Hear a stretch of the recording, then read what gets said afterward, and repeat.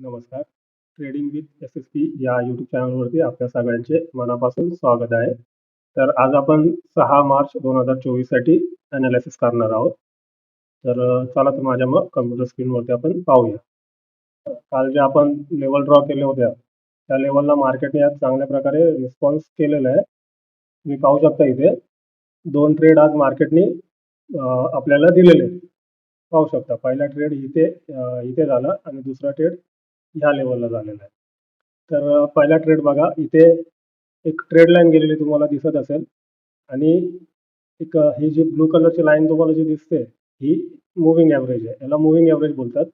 Moving average काय असते हे मी तुम्हाला माझ्या इंडिकेटरची जेव्हा सिरीज चालू करेन त्यावेळेस तुम्हाला मी एक्सप्लेन करेन व्यवस्थित. तर हा 11 पिरियडचा मूव्हिंग ॲव्हरेज आहे. तर इथे बघा माझा ट्रेड आज कसा काय झाला ते. तर आपल्या ह्या रेजिस्टन्सला मार्केट ओपन झालं आणि त्या रेजिस्टन्सलाच बघा नंतर एक ब्रेकआउट दिला मार्केटने. ब्रेकआउट दिल्यानंतर मार्केट खाली आलं चांगल्या प्रकारे. तर आता इथे ट्रेड बघा कशा प्रकारे झाला. इथे एक ट्रेड लाईन गेली आहे. त्या ट्रेड लाईनला पण ब्रेकआउट झाला. त्याच्यानंतर ह्या लेवलचा पण ब्रेकआउट आपल्याला भेटला आणि ह्या मूव्हिंग ॲव्हरेज 11 पिरियडचा जो मूव्हिंग ॲव्हरेज आहे त्या मूव्हिंग ॲव्हरेजच्या खाली मार्केट राहिलेलं आहे. त्याच्यामुळे इथे आपल्याला ट्रिपल कन्फर्मेशन भेटलेलं आहे. ट्रिपल कन्फर्मेशन भेटल्यामुळे आपल्या इथं ट्रेड आपल्या फेवरमध्येच गेलेला आहे, म्हणजे पॉझिटिव्ह ट्रेड गेलेला आहे आपला. तर इथे माझी एंट्री झाली आणि इथून आपला खालचा सपोर्ट इथपर्यंत मी टार्गेट घेतलेला आहे. तर हा पहिला ट्रेड माझा झाला आणि सेकंड ट्रेड माझा याच सपोर्टला पहा इथे खाली या सपोर्ट पासून मार्केट वरती फिरल्यानंतर पहा इथून एक ट्रेड लाईन आलेली आहे वरून. इथून दिसतंय तुम्हाला ही ब्लॅक कलरची ट्रेड लाईन.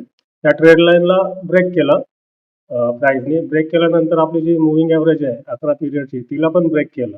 अशा प्रकारे इथे ट्रिपल कन्फर्मेशन भेटलं आणि इथे माझा सेकंड ट्रेड आज सक्सेसफुल झाला. तर अशा प्रकारे माझे 2 ट्रेड आज भेटलेले आहेत आपल्या लेवलच्या प्रमाणे. म्हणून मी तुम्हाला प्रत्येक व्हिडिओमध्ये सांगत असतो, लेवल्स बरोबर प्राइस ॲक्शन ॲड करून तुम्ही जर ट्रेड केले तर तुम्हाला तुमचे ट्रेड तुमच्या फेवरमध्ये जाण्याचे चान्सेस जास्त असतात, म्हणजे वाढतात. म्हणून लेवल्स आणि ट्रेड लाईन आणि एखादा कॅन्डलस्टिक पॅटर्न वगैरे असं आपल्याला कन्फर्मेशन घेऊनच ट्रेडमध्ये एंट्री करायची आहे. जोपर्यंत लेवलपर्यंत आपली प्राइस येत नाही तोपर्यंत आपण एंट्रीचा विचारच करायचा नाही. आपल्या लेवलला प्राइस आली आणि तिथे जर अशा प्रकारे समजा प्राइस ॲक्शन बनली, ट्रेड लाईन वगैरे इथून आपल्याला दिसली जाताना किंवा मूव्हिंग ॲव्हरेजचा ब्रेकआउट किंवा आपल्या लेवलचा ब्रेकआउट अशा प्रकारे आपल्याला कन्फर्मेशन घेऊन ट्रेडमध्ये एंट्री करायची, तेव्हाच आपले ट्रेड सक्सेसफुल होतील. पाहू शकता अशा प्रकारे आज आपल्या लेवलला मार्केटने 2 ट्रेड दिलेले आहेत. तर आता आपण आपल्याला फ्रेश लेवल ड्रॉ करायचे आहेत. लेवल ड्रॉ करण्यासाठी आपल्याला 15 मिनिटाचा चार्ट वापरायचा आहे. इथे पाहू शकता इथे मी 15 मिनिटाचा चार्ट लावलेला आहे आता. तर इथे आपल्याला इथे एक लेवल दिसते, हा एक सपोर्ट दिसतोय आपल्याला. त्याच्यानंतर इथे एक रेजिस्टन्स आहे. ते पहिला आपण ड्रॉ करूया. एक हॉरिझॉन्टल लाईन घेऊन पहिला हा सपोर्ट आपण ड्रॉ करूया. अजून एक हॉरिझॉन्टल लाईन घेऊन एक झोन बनवूया. हा झाला आपला पहिला सपोर्ट.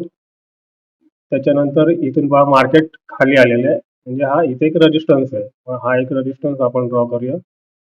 झाला रेजिस्टन्स आपला आणि त्याच्यानंतर पाठीमागे अजून आपल्याला पाहायचं आहे कुठे आपल्याला अजून सपोर्ट आणि रेजिस्टन्स भेटतोय. इथे पण आपल्याला एक मार्केटने रिजेक्शन घेतलेलं आहे थोडंसं, म्हणजे इथे एक आपल्याला रेजिस्टन्स दिसतोय, तो पण एक ड्रॉ करूया. लक्षात ठेवा 15 मिनिटांमध्ये आपल्याला दोन किंवा 3च लेवल आपल्याला भेटणार, त्याच्यापेक्षा जास्त लेवल आपल्याला भेटणार नाही. आता त्याच्यानंतर खाली अजून पाहायचं, इथे पण पहा एक सपोर्ट आहे, तो सपोर्ट पण आपण ड्रॉ करूया. आणि हा एक मार्केटचा ऑल टाइम हाय आहे, तर हा पण आपण ड्रॉ करूया. याला पण आपण एक झोनमध्ये कन्वर्ट करूया. ठीक आहे. तर अशा प्रकारे आपल्याला 1, 2, 3, 4 आणि 5 लेवल भेटलेले आहेत उद्याच्या ट्रेडिंग सेक्शनसाठी. तर पाहूया आपण उद्या पण आपल्याला मार्केट अशा प्रकारे ट्रेड देते का नाही ते. तर माझा व्हिडिओ जर तुम्हाला आवडला असेल तर लाईक, शेअर आणि सबस्क्राईब करायला विसरू नका. धन्यवाद.